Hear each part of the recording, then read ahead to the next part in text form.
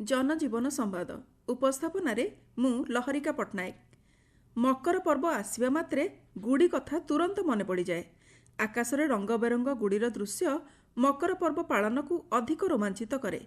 गुड़ी केवल कागज सूता नटेर जिनिस नुहे, यार पौराणिक एवं ऐतिहासिक गुरुत्व भी रही। गुड़ी को नहीं देश विदेश में एकाधिक संग्रहालय अच्छी। एपरी केतेक संग्रहालय संपर्क में आसतु जानिबा। जापान टोकियो अंतर्गत चुओ सिटी ठारे थिबा गुड़ी संग्रहालय चातक पक्षी आकृतिर गुड़ी ठारू पवन कल परी देखा जाउथिबा गुड़ी जाए बहु विचित्र आकृति एवं आकारर गुड़ी देखिबाकू मिले। एपरिकी द्वितीय विश्वयुद्ध बेले अमेरिका सेनाबाहिनी द्वारा व्यवहृत एआर गनेरी गुड़ी मध्य एठारे प्रदर्शित हेउछि।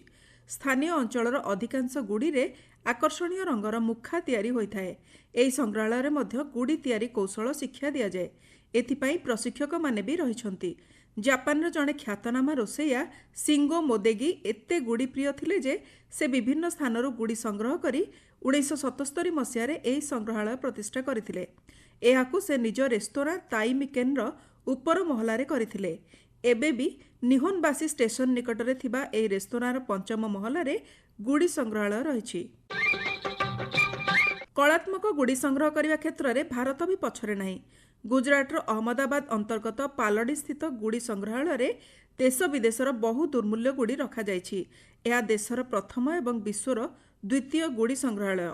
1985 मसीह यह गुड़ी संग्रहालय प्रतिष्ठा करा जायथिबा बेले 1986 मसीहा फेब्रुआरी 27 तारिख में यह उद्घाटन करा जायथिला। स्थानीय अंचलर भानुभाई शाह यह संग्रहालय परिकल्पना करथिले। संग्रहालय होइथिबा भवनटी 1954 मसीह आधुनिक वास्तुकलार जनक भावे परिचित ले कार्बुजियर डिजाइन करथिबा बेले यह अहमदाबाद संस्कार केन्द्र भावे परिचित थिला। एठारे गुड़ी तैयारी और उड़ाणर 1000 वर्षर इतिहास साइता जाइछि। भानु 50 वर्ष धरी गुड़ी संग्रह करि आसुथिबा बेले से सब एठाकू दान करि दैथिले। परे परे एठारे संग्रहित गुड़ी संख्या बढ़िबारे लागिला। एठारे थिबा गुड़ी मध्यरे 400 खंड कागज को जोड़ी होइथिबा गुड़ी, षटकोणीय जापानी गुड़ी रोकोकू 22 फुट दैर्घ्य और 16 फुट प्रस्थर विशालकाय गुड़ी, गरबा नृत्य दृश्य थिबा गुड़ी आदि प्रमुख आकर्षण। एही संग्रहालय को देखि ख्यातनामा चलचित्र निर्माता श्याम बेनेगल कहिथिले यह सौंदर्यर एक अद्भुत नमूना। सेहीपरि अमेरिकीय चित्रकार बोरिस यह आकाशरे उड़िथिबा परि देखा जाउछि बोली कहिथिले। दक्षिण जाकर्तार पोंडोक क्लाबुठारे थिबा गुड़ी संग्रहालयर नाम म्यूजियम लायांग लायांग इंडोनेशिया।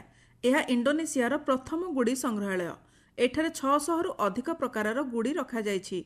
2003 मसीह एंदांग एर्नावती एही संग्रहालय प्रतिष्ठा करथिले। गुड़ी प्रति एंदांगंकर प्रबल आकर्षण थिबारु से इंडोनेशिया समेत विश्वर विभिन्न अंचलरू गुड़ी संग्रह करी एही संग्रहालय प्रतिष्ठा करथिले। एही संग्रहालय गुड़ी प्रतियोगिता प्रदर्शनी आदिर आयोजन करे। एठारे 2 सेंटीमीटर रु आरंभ करी 9 मीटर दैर्घ्य 26 मीटर प्रस्थ परी मेगारे गुड़ी स्थानित होइछि। चीन वेइफांग स्थित गुड़ी संग्रहालयर निर्माण शैली एपरी जे एहाकू देखिले लागे जेमिति एक विशालकाय ड्रागन आकाशरे उड़ुछि। 1999 मसीह प्राय 13,000 वर्गफुट अंचल गुड़ी संग्रहालय प्रतिष्ठा करा जायथिबा बेले एठारे 12टी गैलरी रहिछि। प्रजापति, चढ़ई, कीटपतंग आदि आकृतिर गुड़ी भी एही संग्रहालय शोभा पाउछि। 1984 मसीह एठारे प्रथम अंतर्जातीय गुड़ी महोत्सव आयोजित होइतिला। वेइफांग विश्वर गुड़ी राजधानी भावे मध्य परिचित। एही संग्रहालय गुड़ी महोत्सव सहित गुड़ीर इतिहास और परंपरा संपर्क में लोकंकु अवगत करिथाए। मालेशियार जोहर अंतर्गत पासिर गुडांग ठारे एक गुड़ी संग्रहालय रही। स्थानीय भाषा रे एहाकू म्यूजियम लायांग लायांग बोली कहुए।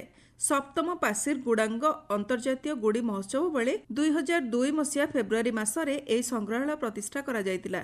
एक 2 महला विशिष्ट घरे थिबा एही संग्रहालयर निजस्व व्यवहार लगी पवन कल द्वारा विद्युत शक्ति उत्पादन करा जाए। पर्यटकों पई एहा सकाळ 9 टारू संध्या 5टा जाए खोला रही थाए।